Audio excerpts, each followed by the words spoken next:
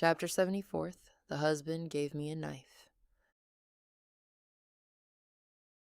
We had both been drinking.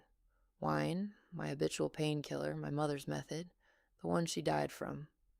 Vanya was also drinking that evening. I was in despair. Not the usual ambient kind I'd lived with for years, but the acute, cutting kind that comes when the last wall inside collapses. I told Vanya I wanted to kill myself. Out loud. Not for the first time. I'd told him before about the insurance, about not wanting to live. But he didn't believe me, or believed and didn't know what to do with it. He gave me a knife, while drunk, as a provocation, as the gesture of a person tired of hearing the same thing and not believing it's real. Here's a knife. Go ahead. As if wanting to prove, to himself or to me, that I wouldn't do it, that it was just another hysteria that would pass. He didn't understand that the second the knife was in my hand, what happened inside wasn't sobering up. Not fear, but confirmation. Confirmation of everything I thought about myself. Unneeded, worthless. A person who is given a knife might, because her life isn't worth fighting for. My mother figuratively plunged a knife into my heart by leaving, by dying. And he gave a real one into my hands. And in that drunken, thoughtless gesture, everything converged. My entire childhood. Every person who was nearby and didn't protect. I slashed my arm.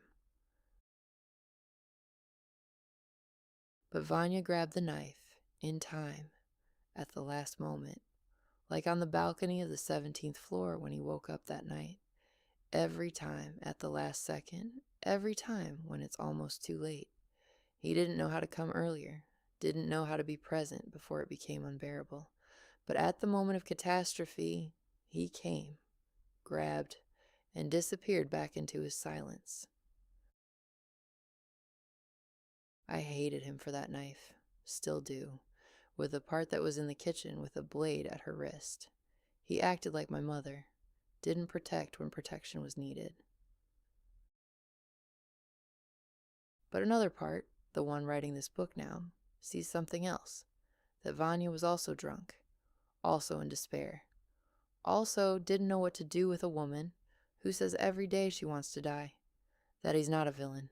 He's simply a person who grew up in a house where no one taught him to handle someone else's pain, like I grew up in a house where no one taught me to handle my own.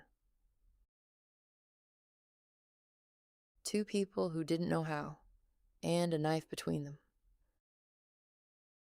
This wasn't the bottom.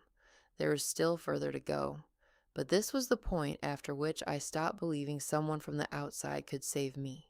And then, from this no one is coming, the only possibility began to sprout. Maybe me. Not strong.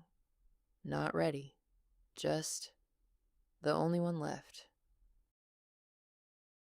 Body practices. Not the ones that didn't help, chiropractor, physical therapy, but the ones that came later when the body started waking up. Osteopath, Yulia, life coach and yoga. Alina, singing in a voice clenched since childhood.